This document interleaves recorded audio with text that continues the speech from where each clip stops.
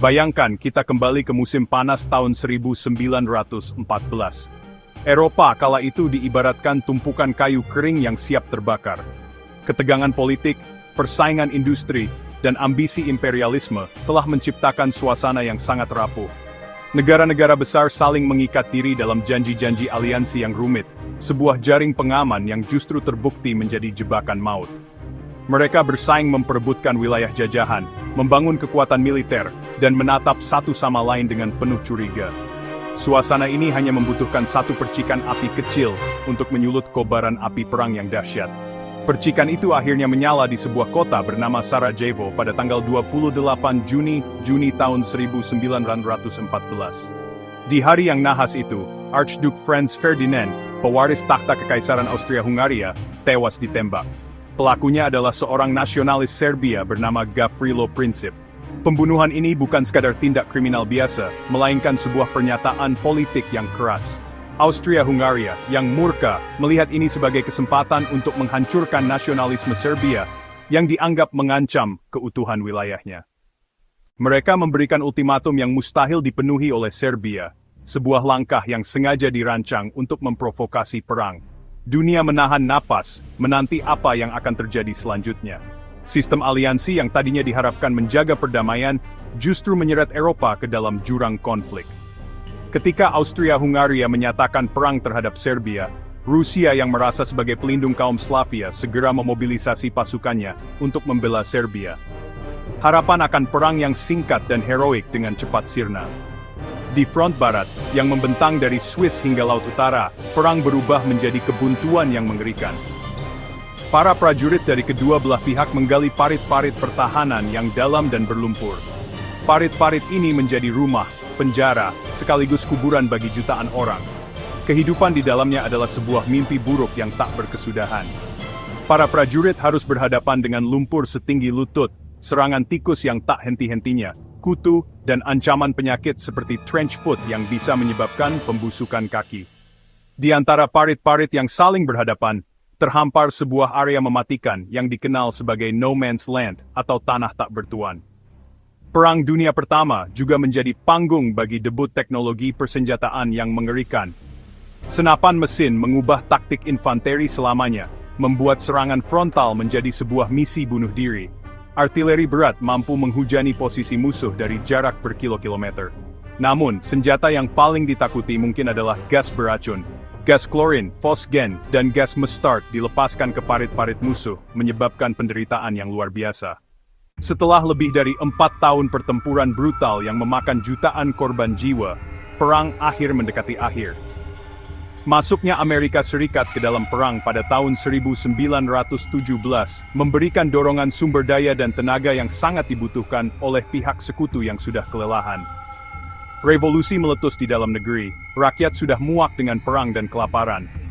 Kaisar Wilhelm II terpaksa turun takhta, dan pada tanggal 11 November 1918, pukul 11 pagi, gencatan senjata akhirnya ditandatangani. Dampak perang ini jauh melampaui medan pertempuran. Perang Dunia Pertama secara dramatis mengubah peta politik dunia, terutama di Eropa.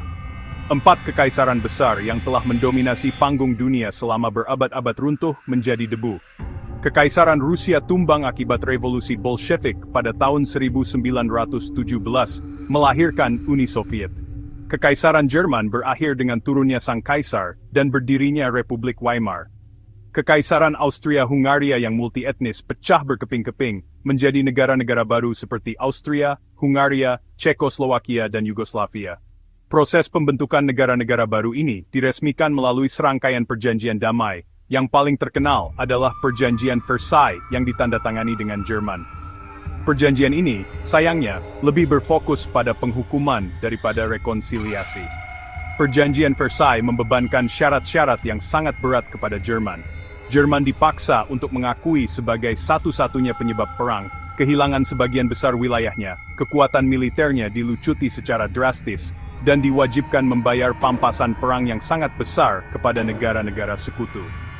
Banyak sejarawan berpendapat bahwa perjanjian yang bersifat menghukum ini menanam benih-benih kebencian dan ketidakpuasan di Jerman.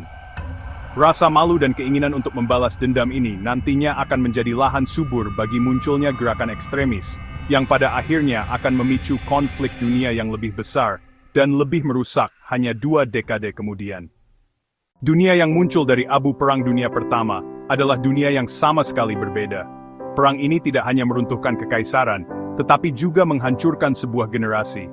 Lebih dari 15 juta orang, baik tentara maupun warga sipil, tewas. Jutaan lainnya mengalami luka fisik dan trauma psikologis yang akan mereka bawa seumur hidup.